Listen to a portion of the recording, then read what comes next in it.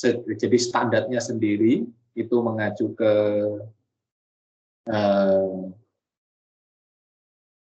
SAK, Standar Akuntansi Keuangan, untuk yang di Indonesia, dan kemudian rujukan secara internasional, bahwa kemudian SAK itu sebenarnya juga merujuk secara keseluruhan, jadi mengadopsi secara penuh dari Global Reporting Initiative. Dan kita sudah pelajari banyak, tapi seperti apa Global Reporting Initiative yang akan dipakai di GRI ini, dipakai di SAK kita.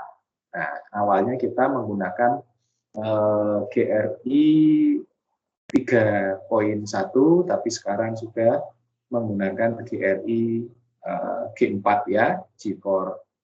Jadi yang sudah 4.0, dan kemudian laporan itu kemudian dianalisis sehingga kemudian muncul kinerjanya. Seperti apa kinerjanya itu nanti akan munculnya di SRDI, Sustainability Reporting Disclosure Index, SRDI. Nah, nanti seperti apa kita akan lihat ke belakangnya. Nanti di bagian akhir kita akan belajar tentang SRDI itu seperti apa dan bagaimana kemudian melakukan penilaiannya serta kegunaannya untuk apa. Paling tidak kalau untuk kita tentu saja itu bisa jadi hasil penelitian yang kita tahu kinerja perusahaan yang namanya sustainable, bukan hanya sustainable reporting, tapi sustainable company itu seperti apa sih? Nah, kita pelajari pelan-pelan, satu persatu. Kita masuk yang pertama yang namanya standar akuntansi keuangan. Ini bisa di next. Oke, nah selanjutnya lagi next, itu sebagai pembuka aja. Nah, jadi kemudian kita tahu bahwa laporan keuangan ini sebenarnya untuk apa sih? Nah, tujuan laporan keuangan itu ada, dan ini ada di BSAK 01 ya, BSAK, Pernyataan Standar Akuntansi Keuangan 01, itu menyatakan ada yang namanya tujuan laporan keuangan. Bahwa kemudian siapapun yang memakai informasi keuangan, informasi kinerja perusahaan itu tujuannya untuk pengambilan keputusan. Karena apa? Karena yang namanya laporan keuangan itu adalah bentuk pertanggungjawaban penggunaan sumber daya perusahaan untuk dikelola oleh manajemen, sehingga itu memenuhi laporan pertanggungjawaban yang ya stewardshipness, yang itu nanti akan diserahkan kepada pemegang saham. Itu yang langsung bersangkutan, tapi sebenarnya pemakainya itu bisa banyak, multi stakeholder, jadi bisa siapapun, ya termasuk pemerintah untuk pajak, terus kemudian masyarakat kebutuhannya untuk tahu CSR-nya, atau kemudian NGO itu ingin tahu bagaimana dana baik untuk lingkungan, baik untuk kemudian sosial, itu berapa besar alokasinya dan sebagainya, dan untuk apa saja penggunaannya, itu semua membutuhkan, semua bisa mengakses, dan semuanya bisa nanti digunakan untuk mengambil keputusan. Keputusan apa? Ya kalau pajak tentu saja dengan besaran pajak, kalau pemerintah. Kalau katakanlah kreditor, bagaimana kemampuan bayar dari perusahaan, baik itu jangka pendek maupun jangka panjang. Demikian pula untuk stakeholder-stakeholder yang lain. Nah, laporan keuangan itu, laporan perusahaan itu ternyata ada 4 sekarang. Yang pertama, yang umum, yang kita sering ketahui itu adalah laporan keuangan, atau yang disebut dengan financial report. Nah, enaknya zaman saya dulu sekolah itu, zaman saya dulu kuliah itu, tahunya yang membuat namanya laporan keuangan saja, financial report. Tidak berurusan dengan yang lain, bagaimana membuat menyajikan laporan keuangan, sedangkan kemudian pada proses selanjutnya untuk kemudian dianalisis, kemudian dilihat kinerjanya, dinilai kesehatannya dan sebagainya, itu bukan tugas dari akuntan. Nah, tapi kemudian bergeser karena kemudian akuntan itu sebagai penyaji informasi harus tahu, harus bisa sampai kepada membuat analisisnya. Karena apa?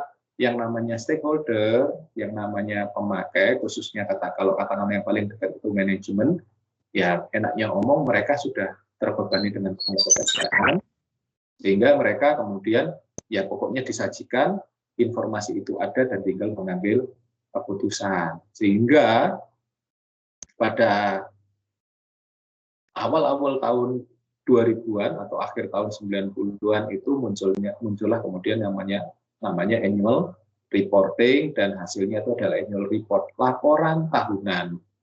Laporan yang tidak hanya berisi tentang pertanggungjawaban perusahaan, tapi juga berisi tentang analisis dengan kondisi kesehatan dan kondisi kinerja perusahaan. Nah, ternyata itu kemudian berkembang lama sampai di pertengahan tahun 2010-an lah, ya 2010-2011 itu kemudian mulai masuk yang namanya pandangan tentang yang namanya sustainable development goals, SDGs. Walaupun itu sebelumnya tahun 2005 ya SDGs itu sudah muncul, 2015, tapi sejak tahun 2005 itu sudah mulai ada gerakan untuk kemudian itu juga di perusahaan menjadi tanggung jawab. Nah, kalau di perusahaan dulu menggunakan triple bottom line. Nah, kemudian siapa yang menggagas? Seperti yang kita sudah ketahui, digagas oleh PBB juga, oleh organisasi-organisasi internasional. Nah, itu kemudian bentuknya dulu tidak mandatori, tidak wajib, tapi voluntary. Tapi senyampang dengan perkembangan zaman, di Indonesia pun sejak tahun 2007, sedangkan kalau di Eropa itu mulai tahun 2000-an awal. Nah, di Indonesia sejak tahun 2007 muncul yang namanya sustainability reporting yang sifatnya masih kemudian mandatori, wajib untuk sebagian perusahaan. Nah, tapi kemudian berkembang pada sejak tahun 2011 itu sudah wajib untuk seluruh perusahaan yang ada di Indonesia, tidak hanya BUMN, tidak hanya perusahaan yang tambang, tidak hanya yang berhubungan dengan terkait dengan lingkungan dan masyarakat pada umumnya. Tapi tahun 2011 itu wajib untuk seluruh perusahaan yang go public dan yang berlabel PT, perseroan terbatas. Nah, itu yang kemudian ternyata apa? Kemudian masuklah yang namanya prinsip triple bottom line dengan GRI sebagai alat ukur. Nah, itu kemudian berkembang lagi pada akhir-akhir tahun 2018-2019 ini muncul yang namanya integrated reporting. Lebih jauh lagi karena integrated reporting itu tidak hanya laporan tentang laporan keuangan, tidak hanya laporan kinerja dan kondisi, tidak hanya kinerja mengenai sustainability, keberlanjutan perusahaan untuk jangka panjang, juga integrated memasukkan yang namanya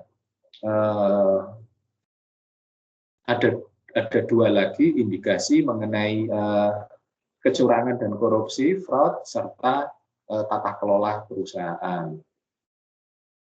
Nah, jadi yang kemudian menjadi tidak lagi dulu kan kalau laporan keuangan itu single ya, hanya satu laporan keuangan itu posisi keuangan atau katakanlah kinerja ekonomi. Terus kemudian berkembang menjadi 3 triple bottom line. Annual reporting itu masih kemudian laporan keuangan dianalisis. Kemudian muncul sustainability reporting yang menjadikan laporan keuangan itu ada 2 lagi, laporan kinerja sosial dan kinerja lingkungan. Itu masih kurang ternyata. Nah, sekarang yang terakhir itu integrated reporting itu memasukkan fraud, kecurangan dan sebagainya, bribery dan sebagainya, suap ya, dan kemudian tata kelola. Jadi kemudian berkembang terus laporan keuangan. Tapi biarlah itu pemikirannya anak akuntansi lah, yaitu yang harus mikir seperti apa itu nanti seperti apa integrated reporting. Kalau kita belajar tentang yang sustainability reporting karena relevan dengan industri ya. Kalau yang integrated nantilah, ini karena kalau kita mau belajar ya boleh. Tapi di akuntansi aja masih sosialisasi ya, masih tata kelola, itu masih tata kelola dan fraud itu sudah mulai sebagai apa ya, sebagai sesuatu yang memang sifatnya mandatori. Tapi di kurikulum kita sudah ada memasukkan, tapi belum semuanya. Oke, itu tentang laporan sustainability reporting. Nah, selanjutnya kita itu SR itu apa sih? Nah, SR itu ya next, bisa di next. Nah, sustainability reporting ini adalah kinerja keuangan dan kinerja non keuangan. Yang seperti sudah saya jelaskan tadi, ada informasi tentang aktivitas sosial dan lingkungan. Ya, kalau bahasanya itu TJSL, tanggung jawab sosial dan lingkungan perusahaan. Untuk apa? Untuk menjamin kesinambungan perusahaan. Atau kalau di dalam bahasa bisnis, khususnya bahasa akuntansi, itu bukan sustainable. Kalau sustainable itu bahasa umum ya, tapi kalau secara bisnis itu saya kok lupa jadinya. Jadi perusahaan itu going concern. Jadi going concern, ada konsep going concern, perusahaan itu terus berkembang, terus maju dan terus bertumbuh. Itu bedanya going concern dengan sustainable. Kalau sustainable itu kan kondisinya stabil ya, tapi kalau going concern itu ada bertumbuh. Nah, secara bisnis, secara ekonomi, secara aktivitas industri itu memang harus bertumbuh, tidak kemudian stagnan, berhenti begitu saja. Nah,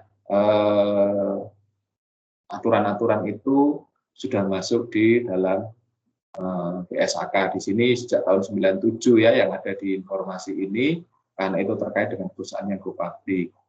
Tapi yang kemudian tahun 2007 itu PT dan perusahaan yang dan BUMN.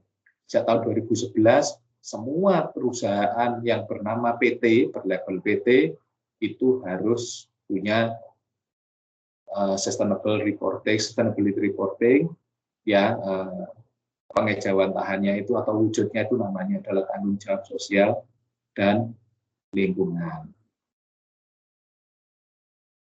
Nah, kita bisa teruskan.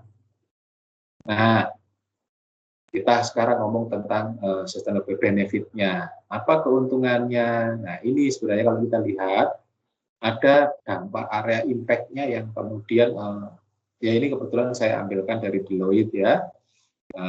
Deloitte itu lembaga akuntan publik yang salah satu dari Big Four, 4 terbesar di dunia. Nah, nanti kalau seperti apa detailnya, kebetulan Deloitte ini untuk yang di Jakarta kan ada ya, ada Jakarta, ada yang di Surabaya. Itu yang kebetulan di Surabaya itu manajernya manajer untuk Indonesia Timur, yang di Surabaya itu senior saya. Ya kebetulan kalau dikatakan sedikit bau-bau dengan Deloitte lah saya. Nah itu Deloitte ini menceritakan ada area impact-nya, bahwa sustainability keberlanjutan itu akan tercipta kalau kemudian sosial, lingkungan, dan ekonomi itu saling support, saling kemudian mendukung. Nah, tapi kemudian pengejauhan tahannya ternyata bisa dibagi lagi, masing-masing itu ada 3 gitu kalau mau dibagi lagi. Nah, secara sosial itu apa? Yang pertama itu adalah increase stakeholder collaboration ya, yang di pojok atas itu, bahwa sebenarnya kalau kemudian kita yaitu yang pelajari kemarin teori stakeholder. Kalau kemudian stakeholder itu semakin satu dengan yang lain berkolaborasi, bersinergi, satu dengan yang lain itu saling mendukung, maka akan menjamin keberlangsungan juga perusahaan.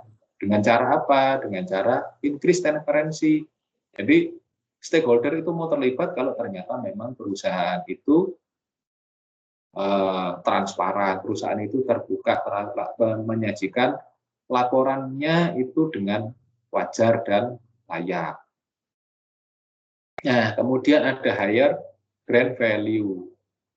Stakeholder itu akan kemudian semakin tertarik untuk kemudian mensupport perusahaan, mensupport korporasi, mensupport industri, itu kalau memang ada higher brand value. Nilai dari brandnya itu semakin tinggi. Semakin tinggi, semakin tertarik, semakin mau berkolaborasi, semakin mau mendukung. Nah, aktivitas sosial ini, kinerja sosial ini tujuannya memang ke sana. Jadi vice versa ya, saling bolak-balik gitu, bahwa kemudian kita tidak bisa kemudian berharap orang itu percaya pada kita, trust pada kita, kalau kita tidak kemudian transparan, terbuka, dan kemudian kita tidak berusaha meningkatkan value.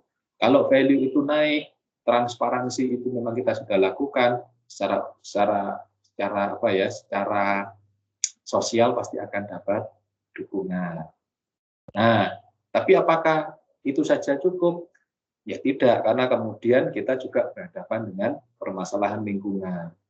Ada masalah dengan lower environmental risk. Ya, kalau kita memang ingin perusahaan kita berkelanjutan, perusahaan kita itu memang secara sosial punya benefit, maka kita harus membuat resiko lingkungan itu menjadi kecil. Jadi apa? Ya, ada limbah yang kita perkecil, ada sampah, ada waste, ada externalities atau dampak-dampak dari lingkungan dari usaha kita itu harus kita buat lebih rendah, kita mencegah jangan sampai terlalu banyak waste yang itu kemudian menjadi eksternalitas, menjadi pengganggu bagi aktivitas berproduksi kita. Nah, karena kalau kemudian produksi kita itu dalam berproduksi itu lower environmental risk-nya itu tercapai, maka ya kita bisa menjadi perusahaan yang sustainable. Nah, salah satu caranya bagaimana? Ada yang namanya EMA, environmental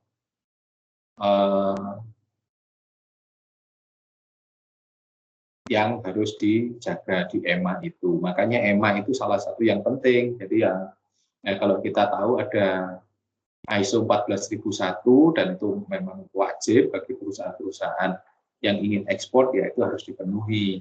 Kalau tidak ya jangan berharap kita kemudian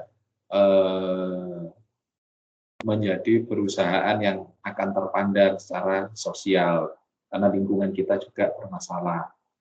Terus kemudian ada higher use of sustainable energy sources, bagaimana penggunaan sumber daya energi berkelanjutan. Itu penting, bagaimana kemudian itu harus diupayakan oleh perusahaan. Demikian pula dengan reduce energy, water use, and GHG emission, ya, gas dan ini ya, yang emisi gas dan karbon. Jadi memang kemudian apa? Ya, lingkungan harus kita perhatikan kalau kita memang kemudian ingin mendapatkan pengakuan dari perusahaan, pengakuan sosial yang harus kita tunjukkan kinerja kita seperti apa, usaha-usaha kita seperti apa untuk mencapai kinerja itu, sehingga itu yang kemudian menjadi penilaian tersendiri para stakeholder, khususnya di aspek sosial itu memperhatikan kita, dan kemudian kita mendapatkan legitimasi pengakuan bahwa kita memang baik. Tapi dua ini, sosial kita bagus, lingkungan kita bagus, kalau kita tidak kemudian secara ekonomi itu memiliki dampak ya kan ditertawain orang. Itu berarti kan kita NGO, bukan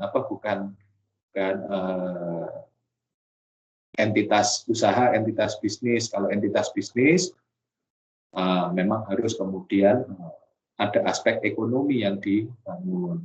Nah, seperti apa? Ternyata apa? Ada kemudian superior rent occupancy and valuation. Bagaimana kemudian kita secara ekonomi itu valuasi kita, bagaimana kemudian pemanfaatannya, bagaimana penggunaan bahan baku sumber daya kita itu memang efektif. Kalau penggunaan sumber daya itu yang efisien, yang serendah mungkin. Juga apa? Resiko bisnis itu jadi rendah karena apa? Kita semua bisa efektif, efisien, dan menghasilkan ekonomi. Ekonomis ya. Kemudian ada yang terakhir itu reduce life cycle cost. Jadi bagaimana produk life cycle itu kita juga buat biayanya itu serendah mungkin. Bisa dengan inovasi, bisa kemudian jadi produk itu tidak kemudian discontinue, tapi terus continue dengan kemudian memang ada beban-beban yang harus ditanggung seperti investasi untuk R&D. Nah, ini ketiga dampak ekonomi ini itu harus bersinergi dengan kinerja sosial dan lingkungan. Jadi ya ada 9 aspek yang harus kita kerjakan minimal. Kalau memang mau diperpanjang boleh, karena ada banyak orang banyak pemikiran, tapi paling tidak ada 9 ini yang kita ketahui. Itu muncul kemudian 9. Kalau kita ingin sustainable, ya berarti harus secara sosial, lingkungan, dan ekonomi perusahaan itu punya impact, punya dampak. Itu ya. Nah, selanjutnya ini ada aspek yang lain yang kemudian bisa lebih jelas lagi kalau kita lihat. Kalau ini kan dari perspektifnya Deloitte ya, yang kemudian menggunakan 1 sustainability menjadi 3, terus kemudian 3 ada 9. Nah, kita lanjutkan kemudian dengan selanjutnya ini yang kemudian benefit sustainability reporting. Ini kemudian yang sifatnya lebih luas. Kok punya saya hilang ini? Apa kok tertik down atau gimana ini? Atau hilang?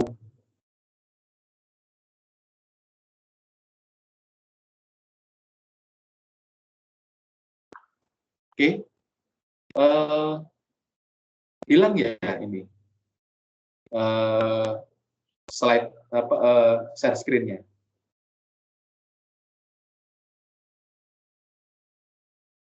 Halo? Iya Pak, di saya juga hilang Pak. Ya, makanya ini hilang karena si Edo hilang. Edonya juga nggak tahu apakah karena Edonya off ya, karena mungkin ada masalah jaringan. Nah, ini Edo balik lagi ya. Ya, kita lanjutkan selanjutnya slide setelah ini. Ada yang kemudian next dulu.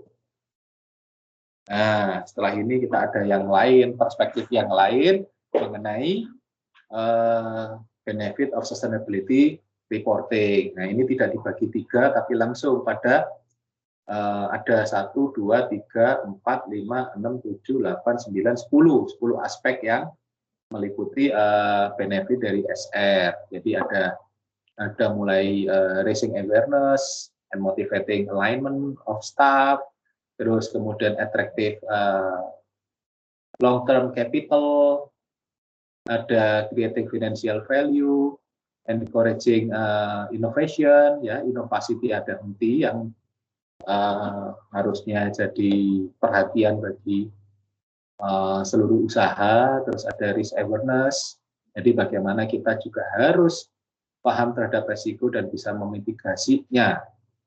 Improving management system ISO 25000, itu juga penting, bagaimana MIS dan sistem perusahaan itu terus juga dikembangkan.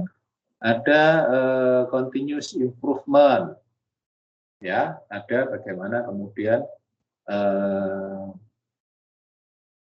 perusahaan itu harus terus berinovasi untuk improve secara continuous, berkelanjutan. Ada enhancing reputation, meningkatkan terus reputasi atau brand perusahaan.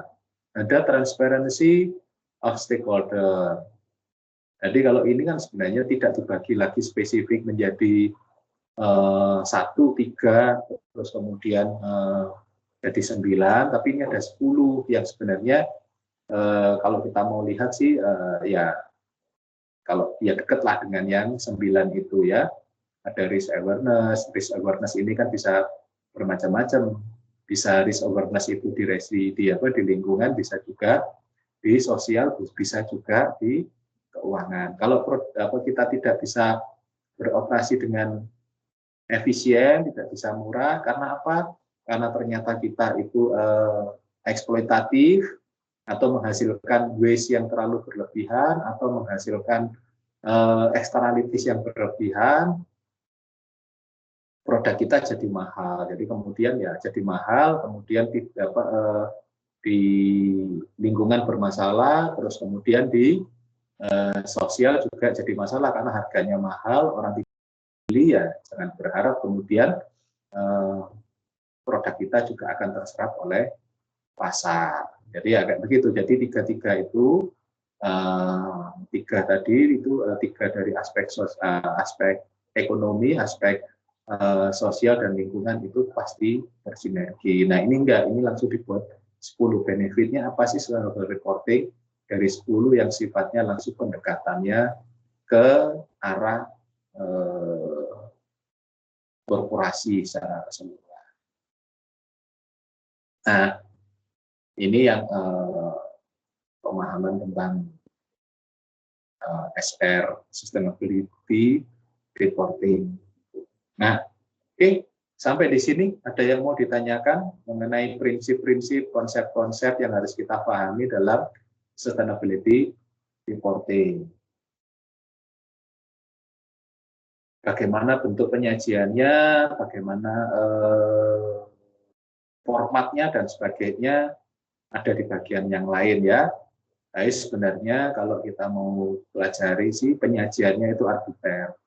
Jadi kemudian mana perusahaan itu yang mau didulukan. Jadi yang jelas katakanlah laporan keuangan di depan, katakanlah ya, laporan keuangan aja sekarang sifatnya arbiter kok.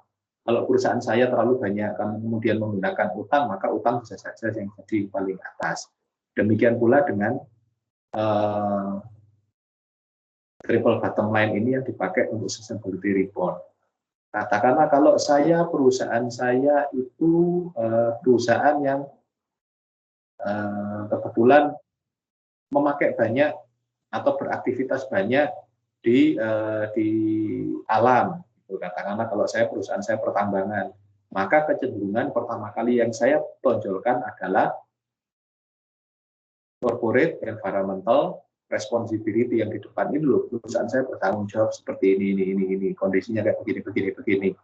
Setelah itu apa? Bahwa ternyata kami tidak hanya secara lingkungan loh, secara sosial berkontribusi. Ini loh yang kami lakukan. Nah, kemudian baru yang terakhir ditaruh di belakang itu ekonominya atau laporan keuangannya. Boleh. Kalau ternyata perusahaan saya di sektor industrinya adalah industri keuangan, maka yang paling banyak aktivitasnya adalah aktivitas sosial, bagaimana membantu masyarakat, entah itu melakukan proses pemberdayaan, pendampingan, entah itu kemudian dalam aktivitas kebencanaan, and so on, maka bisa saja yang di atas itu adalah yang saya sajikan pertama kali itu adalah corporate social responsibility. Kemudian yang kedua secara keuangan, baru kemudian lingkungan. Atau keuangan, atau kemudian yang saya taruh atas itu sosial dulu, lingkungan, baru ekonomi. Itu terserah arbiter. Jadi laporan itu formatnya tidak kemudian ada ada format bakunya seperti apa totoannya gitu ya, tatanannya itu yang mana yang lebih dulu itu diserahkan pada masing-masing perusahaan.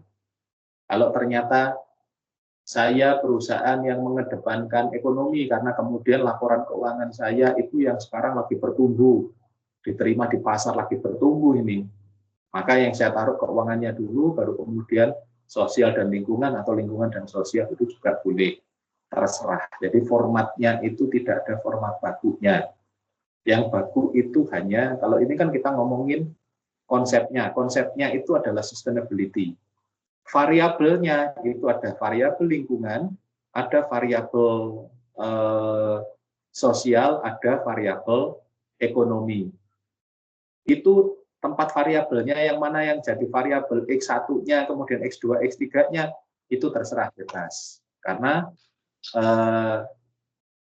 tergantung dari kondisi perusahaan dan kebutuhan. Tapi yang tidak boleh bebas, yang tidak bisa bebas itu adalah indikator atau parameternya. Parameternya tetap menggunakan GRI. Jadi kalau kita menggunakan konsep penelitian itu, konsep pertamanya itu adalah sustainability, itu ya kalau bisa dikatakan itu Y-nya, sedangkan variabel-variabel yang akan berpengaruh itu ada 3. Nah itu kemudian ada lingkungan sosial dan keuangan tadi dan ekonomi, maka yang menjadi parameter itu kan bisa berubah. Sedangkan kemudian parameternya atau indikatornya yang tidak boleh berubah menggunakan GRI.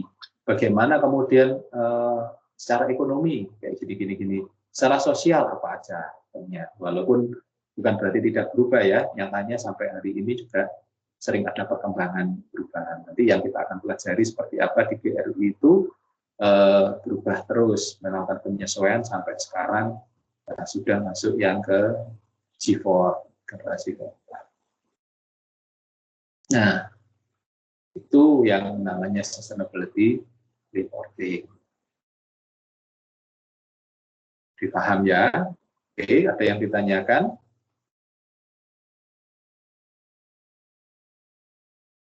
Kalau tidak ada, kita maju lagi satu slide ya ke penyajian sustainability reporting. Nah, pada intinya ada 5 yang harus disampaikan. Penyusunan kebijakan perusahaan. Nah, itu pasti kalau kemudian acuannya tetap pada ke sustainable development. Kemudian yang kedua, tekanan pada rantai pasok, supply chain. Jadi produk dan jasanya itu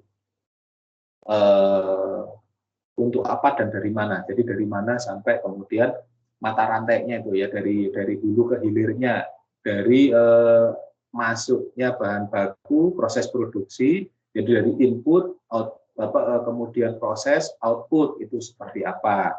Nah, itu yang kemarin sempat ngobrol sama Edo ya, kemarin bahwa kemudian selama ini pemahaman terhadap supply chain kita itu kan memang agak lemah. Kita tahunya bahwa bahan baku itu given, sudah terima, terus kemudian kita berproduksi, kita jual apa adanya. Tapi bahwa kemudian harusnya berangkat dari supply chain itu dari pemasoknya. Jadi dari pemasoknya kita pastikan bahwa pemasok itu memberikan kita barang yang bagus. Sehingga kita bisa memproduksi barang yang bagus untuk kemudian kita produksi menjadi barang yang lebih bagus. Nah itu yang memang agak kalau di Indonesia nggak perhatian itu. Tapi kalau kita lihat yang namanya ISO 14.000 itu kan berangkatnya dari bahan baku itu harus diperhatikan gitu ya. Dari bahan mentahnya, terus kemudian kendali bahan terhadap bahan mentah, siapa yang memasok, kemudian bagaimana kita memprosesnya dalam produksi kita, sampai kemudian kita jual, siapa yang menjualnya, siapa yang menjualkan untuk kita dan sebagainya, itu kan harus terkendali menjadi satu rangkaian rantai pasok yang tidak terputus dan semuanya harus bersifat sustainable. Itu yang makanya kalau kemudian harus memenuhi ISO 14.000, banyak orang kita yang kepontalan karena kita tidak kemudian memikirkan bisnis itu, atau katakanlah tidak proses industrialisasi itu terpotong hanya pada proses bagaimana memproduksi dan menjual. Tapi bagaimana kemudian itu dipasok, itu ternyata banyak yang luput. Nah, itu yang harus menjadi perhatian, dan teman-teman industri pasti lebih paham ya, bahwa kemudian keterjaminan terhadap bahan baku itu akan menjadi keterjaminan juga bahan baku itu menjadi bahan jadi yang bagus. Itu kan itu harus menjadi pemikiran. Kemudian yang ketiga ada keterlibatan stakeholder, peran serta dari para pemangku kepentingan. Nah, saat pemasok ya kita harus supplier kita itu harus kita edukasi, harus kita berdayakan, harus kita dampingi untuk kemudian menjamin bahwa yang kita dapatkan adalah barang-barang yang kemudian memang bagus. Nah, dalam hal ini kita juga harus memprosesnya dengan bagus juga. Dan kemudian ada voluntary codes, ya, code of conduct yang harus dipatuhi, tata kelola di perusahaan kita yang harus baik, dan kemudian itu menjamin bahwa produk yang kita hasilkan adalah yang bagus. Juga ada yang kelima itu ada rating dan benchmarking yang terus-menerus, ya, seperti ISO itu adalah benchmarking. Kalau sustainability reporting nanti kita akan belajar tentang yang namanya SRDI, Sustainability Reporting Disclosure Index. Tingkat keberlanjutan kita dalam melaporkan itu kayak apa, pelaporan kita itu kayak apa sih gitu. Apakah kita memang sudah memenuhi kaidah-kaidah itu. Dan kemudian kalau minggu depan kita akan belajar tentang standar-standar yang dipakai, yang kemudian itu untuk menjadi penilaian kinerja. Ada ISO 14.000, ada ISO, kalau sebenarnya ada 9.000 masuk juga. Tapi ya yang 14.000, ISO 26.000, dan kemudian ada yang namanya di Indonesia itu namanya ISRA, Indonesia Sustainability Reporting Award. Jadi mendapatkan penilaian bagi mereka yang mendapatkan award, mereka yang secara operasional perusahaannya itu, industrinya itu memang industri yang sustainable, dan khususnya untuk yang di pasar modal nanti ada yang namanya indeks Sri Kahati, Sustainable and Responsible Investment oleh Keanekaragaman Hayati Indonesia. Itu yang nanti menjadi tolok ukur keberhasilan sebuah industri, sebuah perusahaan dalam melaksanakan fungsi atau melaporkan kinerjanya. Nah, oke, bisa dilanjutkan. Nanti ya ini yang kemudian sebenarnya dilanjutkan itu. Nah, ini yang kemudian, nah ini kan tadi yang sudah saya jelaskan banyak di atas tadi, bahwa kemudian financial performance itu akan dipengaruhi oleh 3 indikator utama. Ada environmental, economic, dan sosial, atau people, planet, and profit. Ya. Nah, seperti apa pelaporannya sudah saya jelaskan. Nanti kalau mau contohnya, saya tidak bisa munculkan di sini karena itu tadi, karena perusahaan ini arbiter. Perusahaan itu bisa bebas gitu membuat tatanannya, laporannya. Jadi tidak, yang penting prinsipnya, tahu orang itu prinsipnya apa. Ya 3 hal tadi, yang 3 hal di sini, ada environmental, ada economic indikator, dan ada social indikator yang akan membentuk kinerja keuangan perusahaan secara keseluruhan. Nah, seperti apa nanti laporannya? Nah, itu nanti bisa dilihat pada slide selanjutnya ini. Saya tidak berikan contohnya, tapi kemudian Anda silahkan bisa cari di website perusahaan-perusahaan yang ada di Indonesia, baik yang go public maupun yang tidak go public. Dilanjutkan sekali lagi dulu. Next. Nah, ini ada perusahaan-perusahaan yang listed. Ada, kalau Anda ingin tahu bagaimana kinerja untuk si Perhutani, Adikarya, and so on, and so on. Itu ada datanya, ada websitenya, sumbernya untuk melihat laporan-laporan SR-nya, sustainability reporting-nya. Ada yang sudah mulai tahun 2014, baru tahun 2014 ya, seperti Perhutani, padahal undang-undangnya, aturannya tahun 2011 yang wajib gitu ya. Tahun 2014 baru bisa memenuhi. Ada yang 2009, ada yang 2007, Jasa Marga, mana lagi itu, ada yang 2007 itu juga Jasa Marga ya. 2006 ada Telkom, terus ada Bukit Asih itu mulai tahun 2007.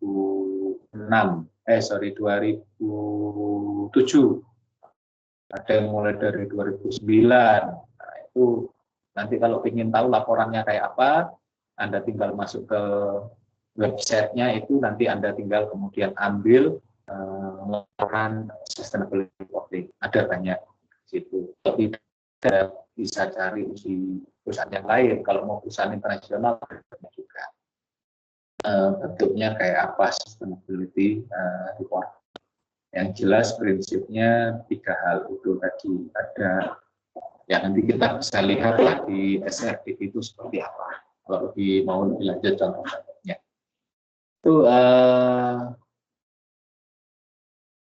tentang laporan berdasarkan SAK. Jadi SAK sudah mewajibkannya sejak tahun 2011. Seluruh perusahaan yang PT itu wajib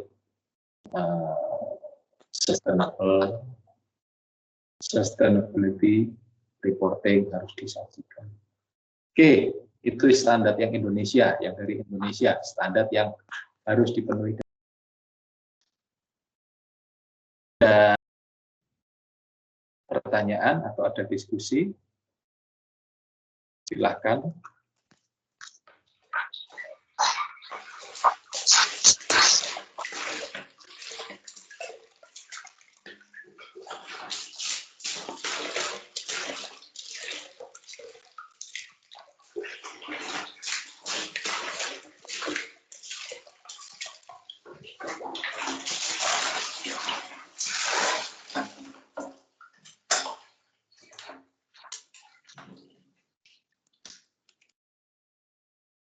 Ya, ada pertanyaan kah?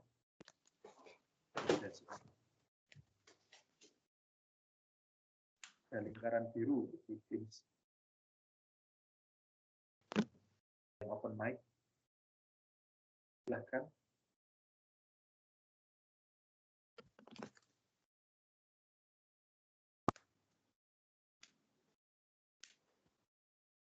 Suaranya nggak masuk ya. Saya sengaja kepencet itu.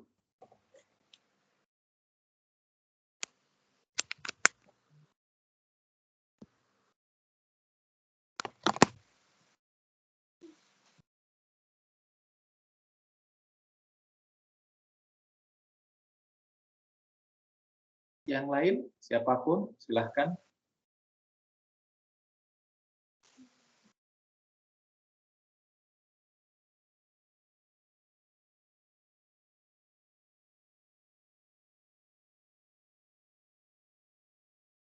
Oke, kalau tidak ada, kita maju ke GRI.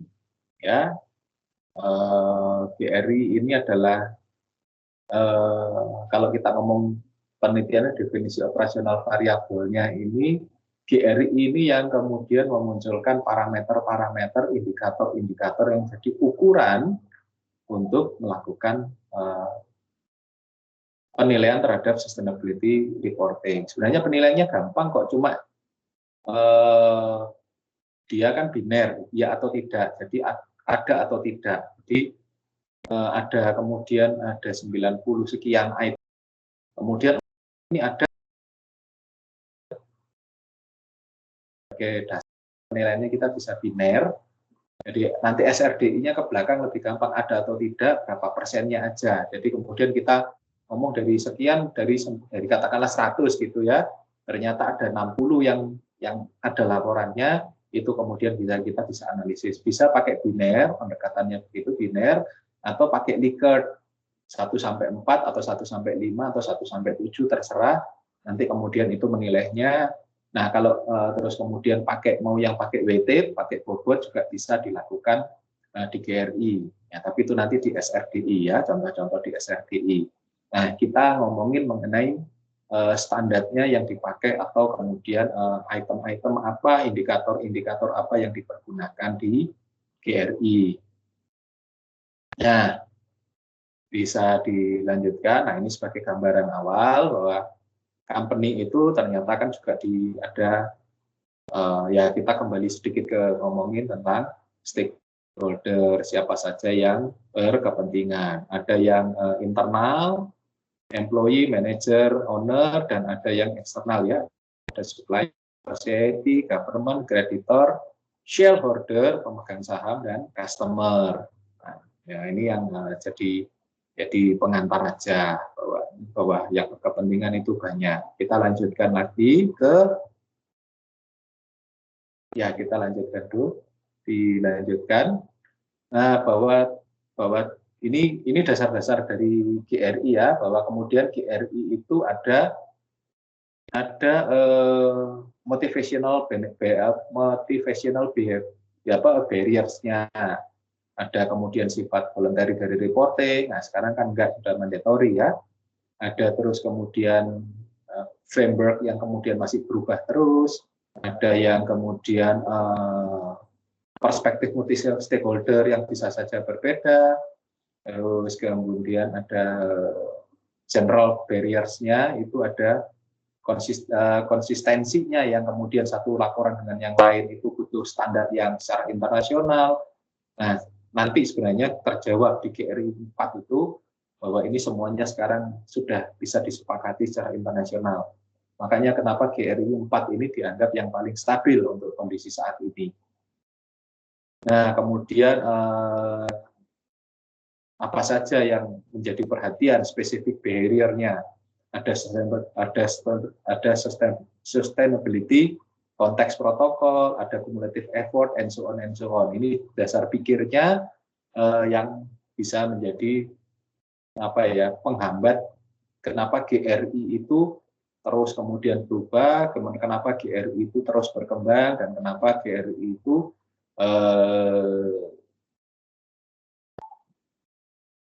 tetap harus dikembangkan. Walaupun kalau kemudian masalah kebutuhan, masalah kepentingan tetap masih kemudian sudah dipastikan dianggap penting, sudah dianggap kemudian menjadi alat ukur yang bisa dipertanggungjawabkan, tapi memang kemudian ada banyak penyesuaian-penyesuaian yang kemudian terus saling berubah. Nah, kita teruskan ke GRI, jadi dasar pikirnya dulu, di next dulu. Nah, di sini ada sustainability reporting framework. Rangka kerjanya, seperti apa, standar pengungkapannya, disclosure-nya, strategisnya, manajemen approach-nya,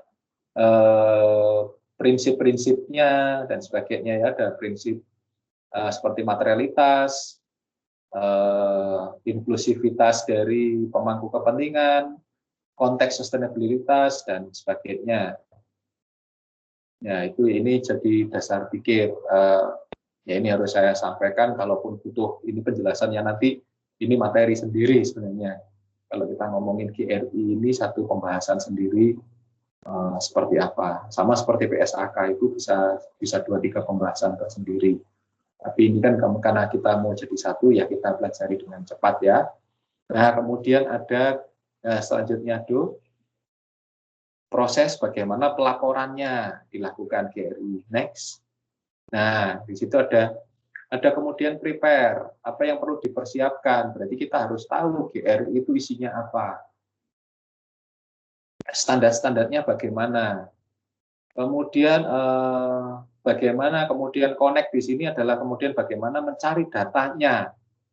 Data-data yang kita sudah definisikan di sini, definisi operasionalnya kita sudah siapkan, itu kemudian kita mencari data-data yang dibutuhkan.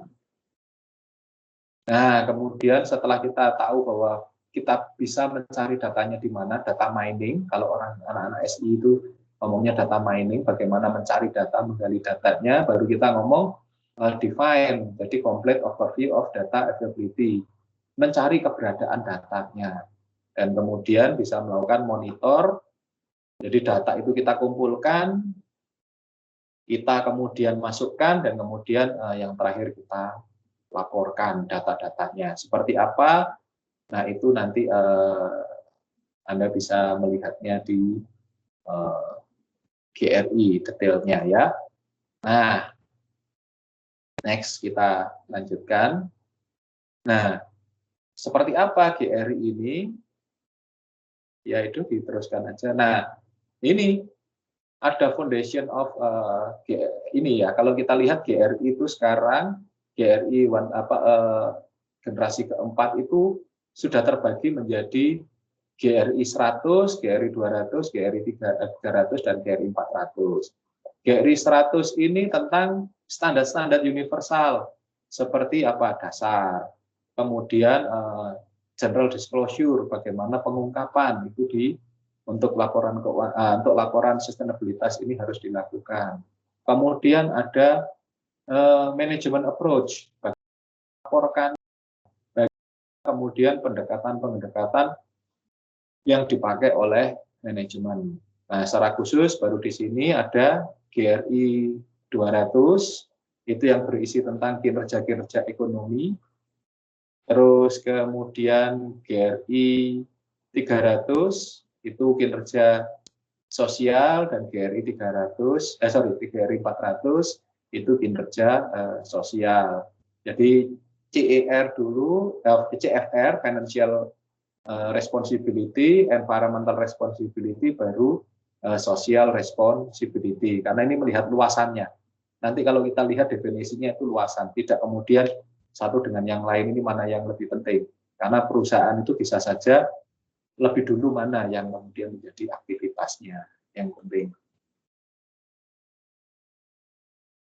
Nah, kalau ini sebenarnya agak kembali ini ya. Next.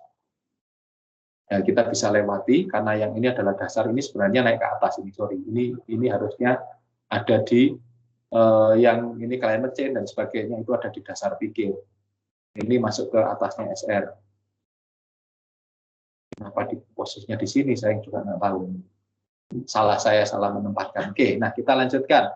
Nah, seperti apa? Nah, ini yang kemudian jadi dasar. Nah, ini GRI ini yang jadi yang tabel ini adalah GRI yang muncul di awal-awal. Jadi GRI masih angkatan pertama, GRI 1 ya. Global Reporting Initiative yang ini diterbitkan di tahun 2011.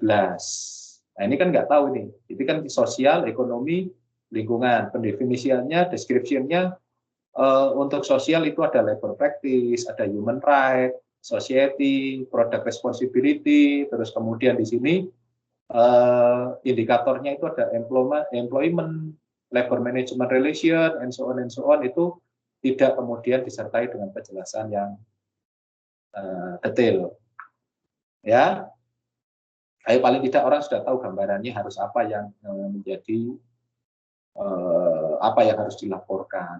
Nah, kemudian berlanjut ke next selanjutnya di tabel yang selanjutnya dulu. Nah, ini mulai lebih detail bahwa kemudian environmental performance itu ada environmental performance indicator, itu ada energi. Energi itu ngomongin apa? Di sini ada generally applicable, organizational specific, ada total energy use, total fuel use, and so on. Jadi lebih detail lagi. Economic performance ada profit, itu ada net profit earning, jelas itu ada indikatornya yang jelas ya. Ada investment, itu ada human capital, community education. Terus kemudian ada wages and benefit. Jadi ada kemudian alat ukurnya yang lebih jelas ya, 61, 64, 60 dan sebagainya. Nah, ini yang jadi lebih detail lagi. Ini GRI di GRI 2. Nah, katakanlah masuk di GRI 3, next, GRI G3, lebih detail lagi ini. Dilanjutkan dulu bahasa Indonesia, tapi ya ini kemudian memang saya nggak terlalu bagus gini ya. Saya dapatnya karena nge-crop gitu ya. Ini ada aspek ekonomi apa? Ada definisi ekonomi, kehadiran pasar. Nah, sebelumnya ini dulu. Sebelumnya ini yang G3, ini yang kamu ini masuk G4 ini. Ya, balik. Nah, ini kan kemudian ada dampak ekonomi tidak langsung, ada aspek lingkungan, material dan sebagainya. Ini DVD. Ini kemudian menjadi indikator-indikator yang kemudian parameternya ada masing-masing sendiri. Nah, ini standar pengungkapan yang untuk G3. Terlalu kompleks malahan. Jadi dari G1 sederhana, G2 relatif cukup lengkap, G4 itu malah terlalu kompleks. G3. G3 ini terlalu kompleks, ada 100 item, sehingga kemudian G3 disempurnakan G3.1, ini kemudian ada perbaikan yang sekarang memunculkan yang G4. Nah, ini yang biru yang tadi sempat muncul ya. Silakan dulu dilanjutkan. Nah, sekarang itu kita menggunakan G4. Ya, dulu di next. Nah, menggunakan ini G4 ini yang kemudian sebenarnya lebih jelas. Jadi kalau ekonomik performance tetap ekonomik tidak terlalu banyak berubah. Environmental malah kemudian didetilin. Malah lebih jelas lagi, ada materials, ada energi, ada water, biodiversity, emission, and so on and so on. Ini malah lebih detail. Terus kemudian ada sosial, itu dikategori lagi. Ada kemudian kategori sosial, itu ada subkategorinya, itu labor, practice, ada human right, ada society, ada product responsibility. Nah, ini apa aja dan sebagainya. Nah, lebih detailnya lagi, lampirannya bagaimana ini untuk penilaian, bagaimana kemudian masing-masing kategori di sini, aspek ini di sini, aspek ekonomi di sini adalah konsep,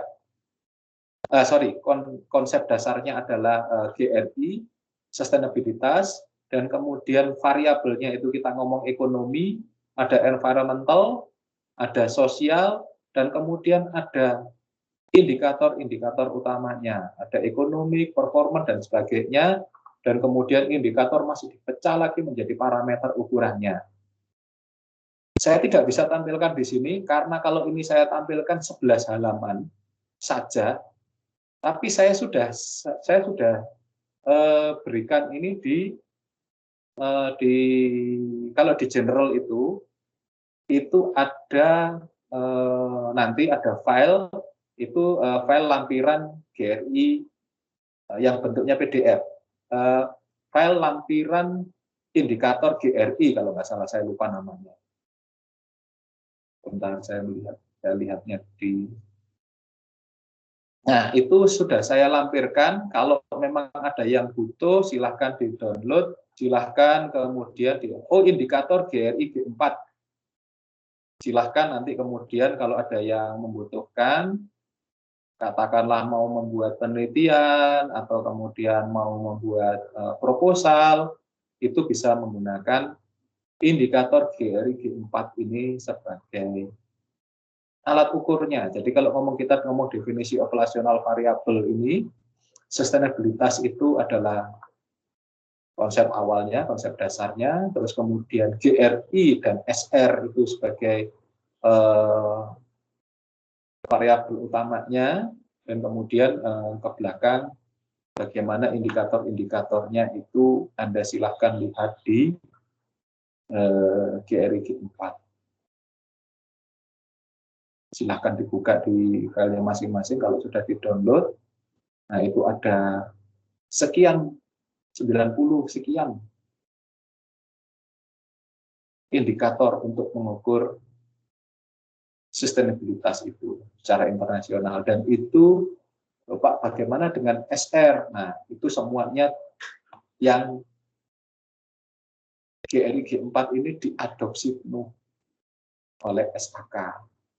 Bedanya kalau PSAK masih ditambah dengan laporan keuangan, analisis laporan keuangan, dan analisis laporan keuangan untuk annual report-nya ditambah dengan baru ditambah dengan sustainability report dengan laporan GRI-nya.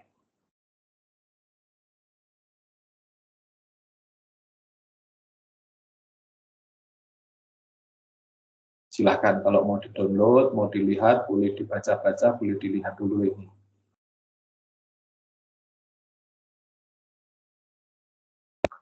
Jadi sudah saya lampirkan kira-kira seperti apa GRI G4 sekarang ini.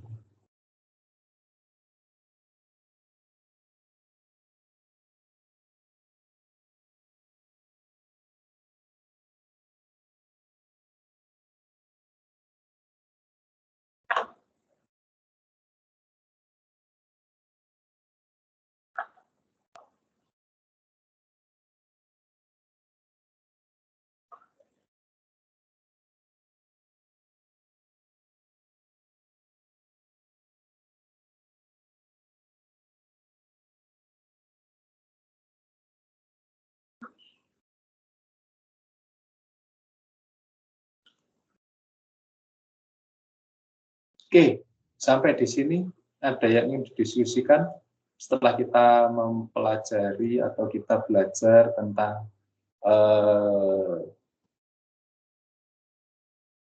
sustainability report yang diwajibkan di PSAK, terus kemudian panduannya menggunakan GRI G4.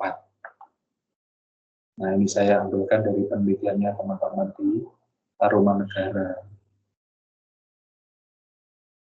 Nah, itu ada kemudian indikator G4 gitu ya. Ada indikator pengungkapan standar umum, indikator kinerja, ada aspek kinerja ekonomi, EC1, dan seterusnya. Sampai kemudian indikator ekonomi tidak langsung, EC7, EC8. Praktik aspek praktik pengadaan, pembelian pemasok lokal dan di lokasi operasional yang signifikan. Kemudian indikator kinerja lingkungan, ada aspek bahan, aspek energi, dan sebagainya.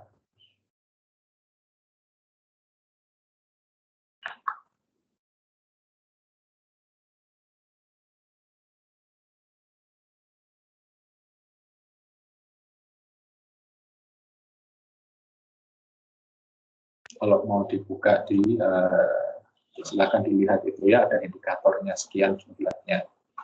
Oke, ada yang mau ditanyakan, didiskusikan?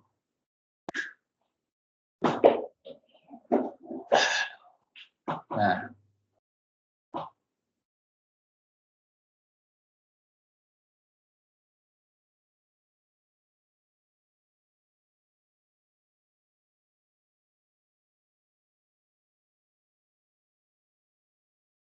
kalau tidak ada, kita lanjutkan di bagian terakhir dari pembahasan kita, Sustainability Reporting Disclosure Index atau SRDI. Bagaimana kemudian itu dijadikan penilaian. Terus saja, setelah ini kan itu kan masih GRI. Ya, terus lagi. Di next lagi aja. Nah, lagi.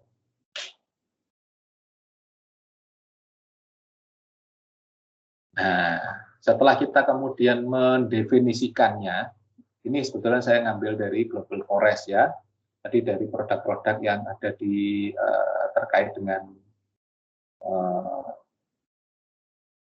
di Global Forest itu lembaga NGO yang mengawasi kinerja dari perusahaan-perusahaan yang memanfaatkan produk hutan. Jadi kemudian setelah didefinisikan seperti ini, employment, labor and employment, dibuat definisinya seperti ini, atau mau dibuat yang lebih enak seperti katakanlah gambar yang kemudian ada di Ini yang sudah saya kirimkan, saya sudah sampaikan ke tim kita tentang indikator-indikator apa saja. Kalau mau indikatornya dibuat seperti itu juga nggak apa-apa. Nah, bagaimana kemudian melakukan melakukan indexing, melakukan penilaian. Nah, ini kan masih dibuat gambaran umumnya. Nah, kemudian kita lanjutkan next. Tuh. Nah, bagaimana kemudian kita membuat kriteria indeks dan weighting dan pembobotannya. Bagaimana ini reporting, GRI level, ada GRI level 1, level A, seperti apa, skornya 100, policy, prosedur, indikator. Ini kan kalau kita mau buat weighted-nya, GRI level B, GRI level C, ini tentu saja setelah kita membuat kriteria bahwa yang namanya level A itu seperti apa sih pengungkapannya, level B itu seperti apa, apakah sekedar hanya ada laporan, kalau ada laporan mungkin reportnya itu level C, ini bobotnya kita kasih 60, policy-nya ada, indikatornya berapa, skornya totalnya ke belakang ini 100. Nah, ini kalau seperti ini dibuat pembobotannya. Terus kemudian kalau non GRI report undeclared tidak ada, mungkin 50%. Other partial report ada tapi sebagian, tapi terlaporkan di orang lain, itu di tempat lain mungkin jadi 40, atau yang kalau tidak ada sama sekali ya 0 aja. Bagaimana dengan transparansi? Kita bisa membuat indeksnya dari ini kita beri bobot untuk kemudian hasil akhirnya kita buat namanya SRDI, Sustainable Disclosure Index. Tapi kalau ini kita sudah buat indeksnya yang berdasarkan yang tadi, yang di awal, ya saya miss ini kelupaan, seharusnya ada sebelum ini, itu yang di definisi yang yang saya berikan di ini, di PDF itu sudah ada nilainya, ya tidak, ya tidak, ya tidak, gitu ya. Atau pembobotannya kalau kemudian ada tapi tidak terlalu lengkap, atau ada tapi lengkap, dan sebagainya, itu sudah dibuatkan, dibuatkan checklistnya, ada atau tidak, ada atau tidak. Kalau tidak ada, berarti tidak ada penjelasannya. Kalau ada, seberapa kedalamannya, itu kita bisa buat dengan sifatnya biner dan Likert dan penjelasannya. Nah, kemudian baru dimasukkan ke sini ke pembobotan ini. Jadi, apakah kita mau membuat SRDI itu berdasarkan pengungkapannya saja, ataukah mau kita buat bobot seperti ini? Kalau ini kan lebih lengkap, lebih detail, lebih ya kalau ini katakanlah untuk penelitian yang sifatnya lebih advance ya. Tapi kalau kemudian yang sifatnya biner, ya tidak, ada atau tidak, itu katakanlah kalau untuk S1 cukup menggunakan yang biner itu aja. Jadi yang dari yang sudah saya sampaikan itu indikator-indikatornya tinggal diberi ya atau tidak. Terus kemudian berapa persen pengungkapannya, ya tinggal kemudian kalau 60%, berarti 60% dari 100, berarti kita kemudian buat kriterianya, kita bisa masukkan menggunakan, nanti kemudian kalau menggunakan champion ya, champion itu yang ininya apa, champion itu alat untuk ya atau tidaknya, binernya, terus kemudian SRDI-nya kalau kita kemudian buat skala, katakanlah 0 sampai 20 berarti dia itu buruk sekali, terus kemudian 20 sampai 40 itu buruk, terus kemudian 40 sampai 60 itu cukup, 60 sampai 80 baik, 81 sampai 100 baik sekali, katakanlah itu kita buat Likert-nya, terus kemudian kita jadikan, oh ternyata perusahaan A ini 60, berarti dia masuk perusahaan yang dalam pengungkapannya dia masih termasuk skala cukup, itu juga bisa. Kemudian itu satu perusahaan. Kalau perusahaan yang lain kita kumpulkan, kita buat yang seperti ini. Kemudian atau kita mau pakai pool data gitu ya, yang kemudian sifatnya itu time series maupun yang cross sectional kita gabungkan juga Bisa. Nah, itu seperti apa? Nanti silahkan sesuai dengan kira-kira penelitian kita mau sedalam apa, mau seberat apa. Nah, itu ya. Kalau sudah kelasnya begini, memang ini kemudian yang pakai skala, pakai bobot, ini mungkin lebih advance lagi. Silahkan. Tapi yang saya kelupaan ini, yang tertinggal ini, mohon maaf, yang terselip itu tadi yang biasa karena menganggapnya masuk apa, katakanlah pakai kriteria, bukan pakai kriteria ya, karena saya melihatnya, waduh 11 halaman, gimana masukannya gitu kan ya. Itu tidak saya masukkan, tapi ya saya mohon maaf ada kelewatan, tapi nanti itu bisa menjadi bahan perbincangan kita saat Anda mau bimbingan ke kami, ke saya, Pak Yus, untuk proposal, untuk penelitian, terus kemudian untuk hal yang lain, kita bisa kolaborasi lebih dalam lagi ya.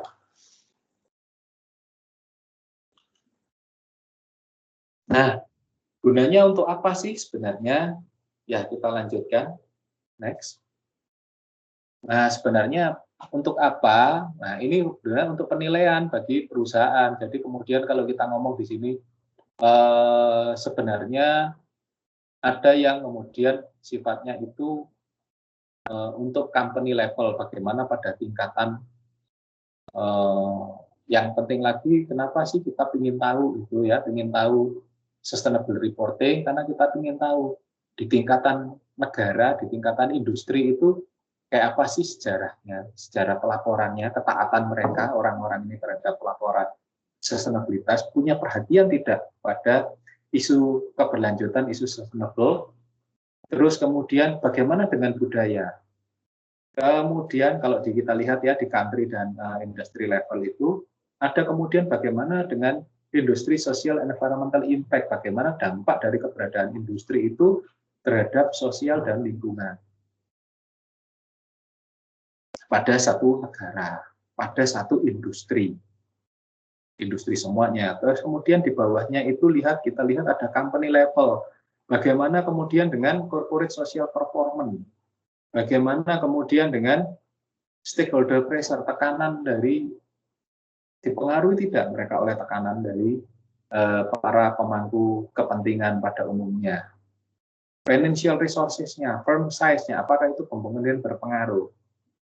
Kemudian yang lebih detail lagi, bagaimana itu penilaiannya dilakukan dengan sifatnya kuantitatif dan kualitatif. Ada nggak yang seberapa banyak? Kalau kuantitatif itu pokoknya ada.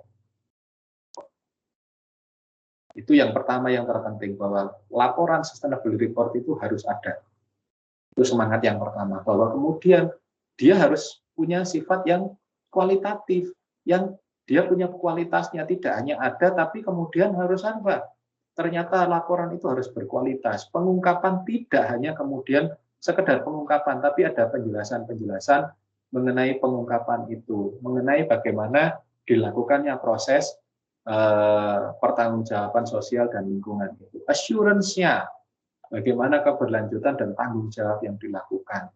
Itu akhirnya jadi kemudian sebuah laporan tersendiri yang kita bisa menggambarkan dari country dan industri level, dari satu negara, perilaku satu industri, kita bisa ngomongin mengenai company level, bagaimana masing-masing perusahaan itu punya perilaku, punya sikap mental, punya sikap moral terhadap namanya keberlanjutan.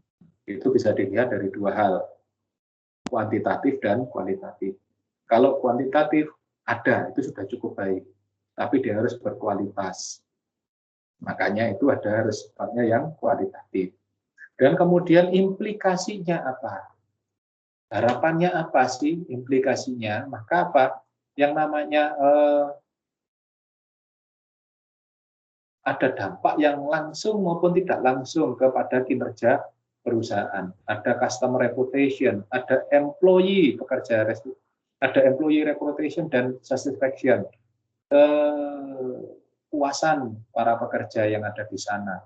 Terus kemudian bagaimana dengan biaya modalnya, dan so on, and so on, and so on. Ada yang itu langsung, yang kemudian berdampak ke perusahaan. Ada yang tidak langsung. Yang tidak langsung itu apa? Berarti pengaruhnya ke pasar modal, kepada nilai perusahaan, pada return on equity, return on asset, and so on, and so on. Jadi ini pengaruhnya akhirnya dari sesuatu yang kecil yang menjadi besar. Ini kebetulan dari yang besar negara kepada tingkat yang lebih kecil. Kalau mau dibalik, sebenarnya kan kita bisa lihat firm level implication pada tingkatan perusahaan ini, kemudian berbalik ke sini, kuantitatif dan kualitatif. Ya kan? Terus kemudian kita lihat determinannya. Berarti apa? Pada company level, pada country level, seperti apa?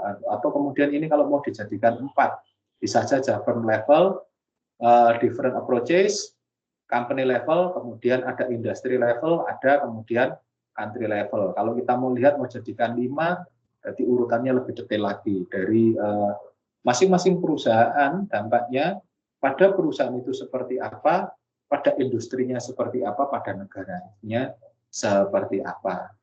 Harapannya apa? Nanti kita bisa membuat peta, membuat gambaran tentang bagaimana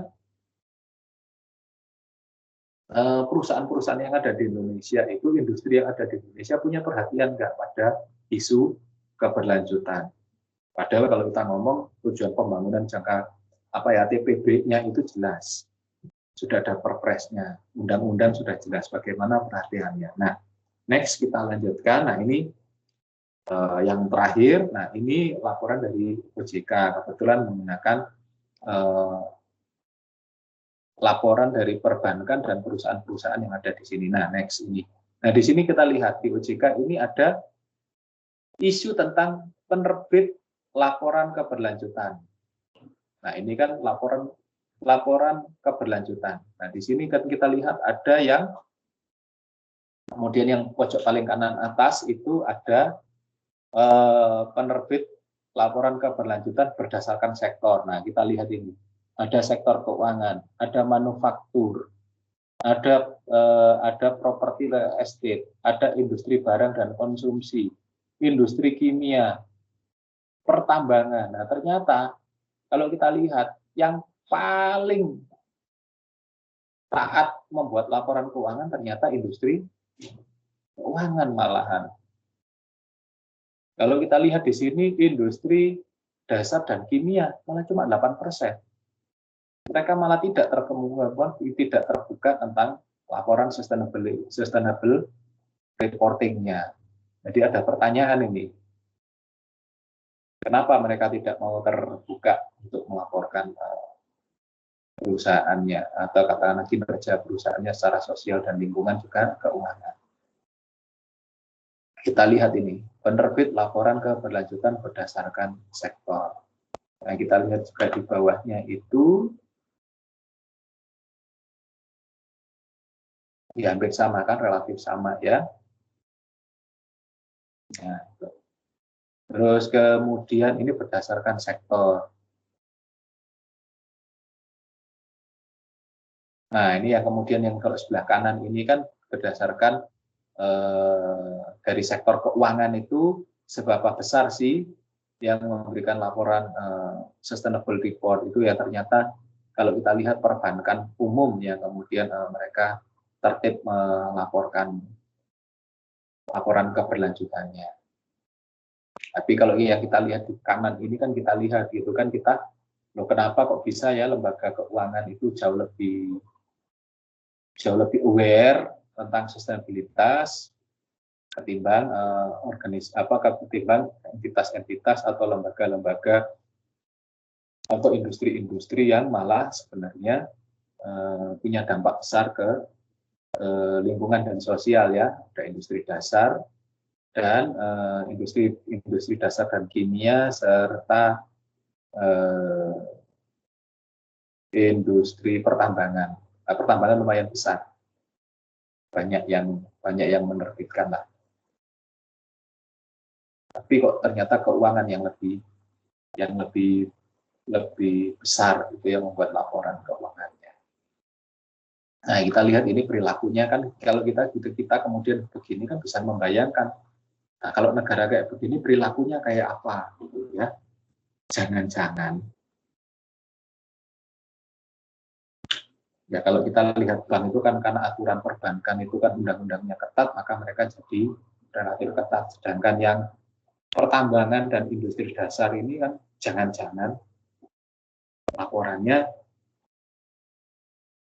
banyak nggak benernya gitu, kok kenapa tidak mengungkapkan dengan detail dan sebagainya. Berarti apa?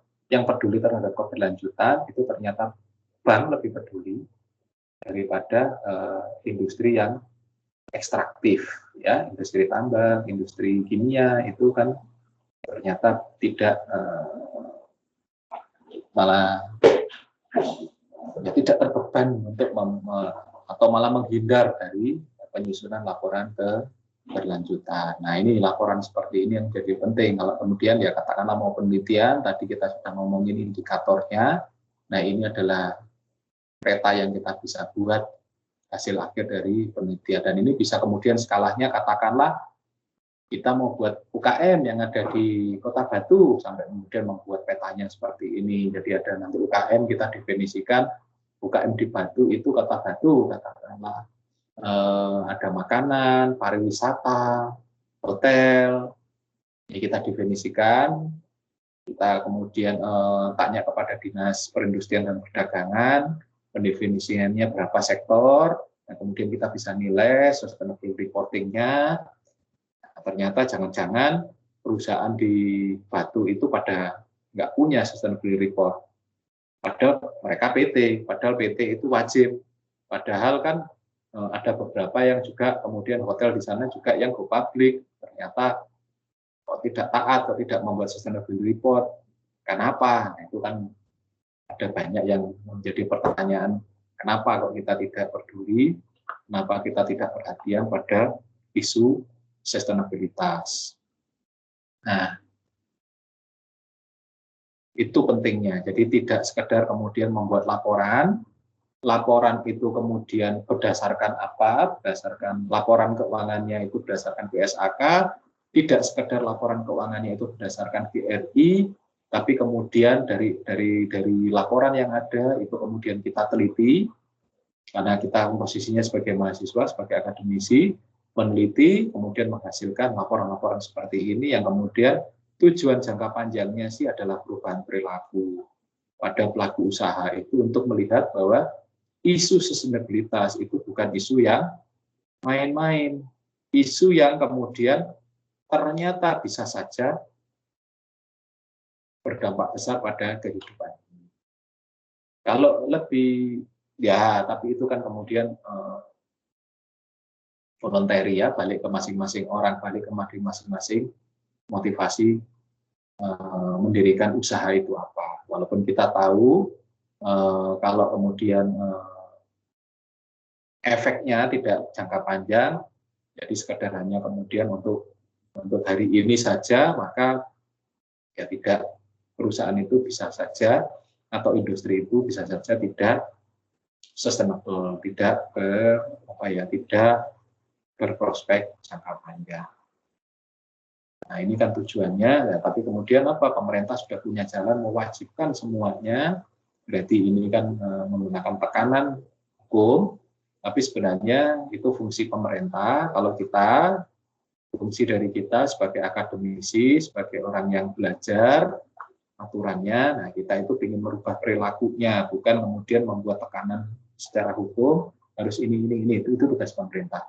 Tapi tugas kita adalah mengedukasi pelaku usaha, sektor industri apapun, itu kemudian untuk memperhatikan masalah keberlanjutan karena menyangkut keberlangsungan kehidupan planet ini dan tentu saja usaha mereka sendiri. Jadi itu tujuan akhirnya kita adalah merubah perilaku. Nah, untuk itu makanya pemerintah juga punya reward-nya. Reward-nya seperti apa kemudian punishment-nya, reward and punishment-nya, tentu saja kalau tidak patuh apa hukumannya, kalau patuh kemudian bagaimana itu diapresiasi baik oleh pemerintah, baik oleh pelaku pasar, baik oleh NGO dan sebagainya. Nah, itu akan kita pelajari minggu depan tentang sertifikasi dan award penghargaan yang akan diterima untuk mereka yang melakukan industrinya yang sudah memperhatikan perspektif keberlanjutan. Nah, itu ada beberapa yang kita sudah tahu ya, ada ISO 14000, ada ISO 26000, ada ISRA, Indonesian Sustainability Award, dan ada Indeks Rikahati yang dikeluarkan oleh kerjasama antara sebuah NGO, Kehati, Yayasan Kehati, dan pasar modal terkait dengan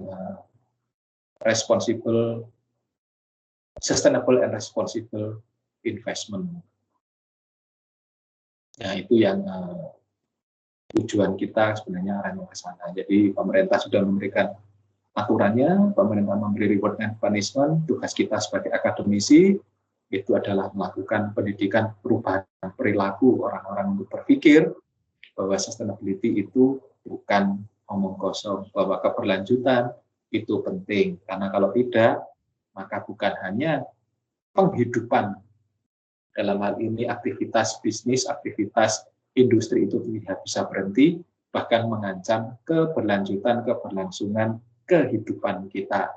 Kalau kemudian sudah dunia ini sudah banyak polusi, sudah kemudian scarcity itu terjadi, kelangkaan dan sebagainya terjadi, ya jangan harap kemudian kita itu akan hidup dengan nyaman di dunia ini, karena sangat mungkin malah terjadi chaos, malah terjadi kemudian kekacauan karena orang berebut sumber daya untuk kehidupan dan penghidupan mereka. Oke, itu yang bisa saya sampaikan. Ya, semoga itu bisa menjadi pemikiran kita bersama, menjadi pergumulan kita bersama, dan mungkin itu bisa menjadi kemudian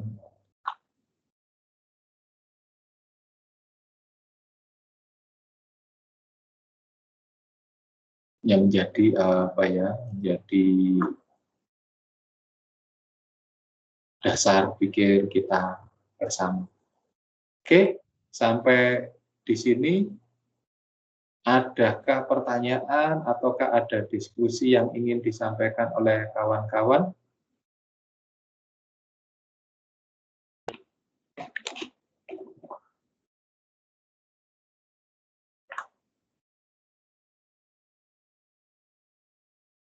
Silakan.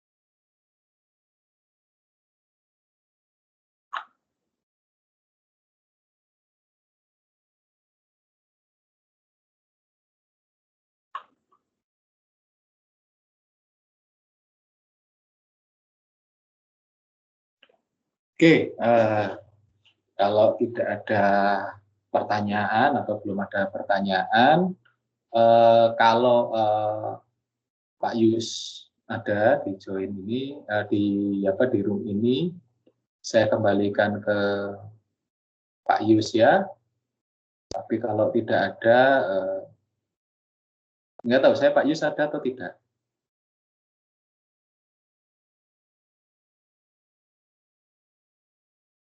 Oh, Pak Yus rupanya tidak ada di room ini.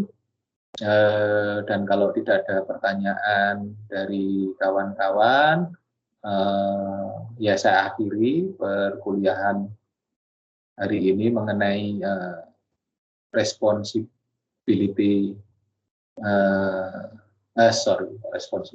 sustainability reporting. Semoga ini bisa menjadi perspektif baru kita dalam berpikir untuk bertanggung jawab lah sebagai insan-insan yang kemudian nanti akan melakukan aktivitas industri dan ekonomi. Itu ya, kalau tidak ada yang lain lagi, saya akan tutup dan akhiri. Saya ucapkan terima kasih untuk perhatiannya. Mohon maaf bila ada kekurangan dan salah. Kita akan bertemu lagi minggu depan untuk tentang pembahasan selanjutnya dari perekayasaan berkelanjutan tentang award, tentang sertifikasi dan penghargaan pada bidang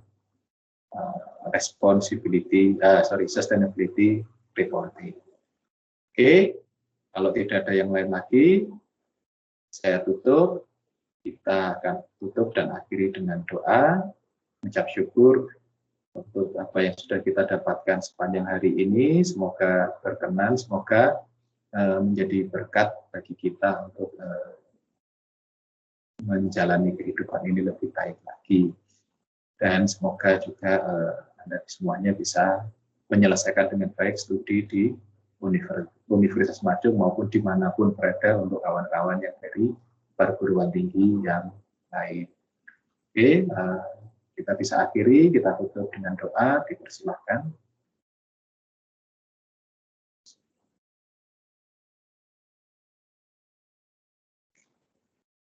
Terima kasih, sampai ketemu minggu depan ya.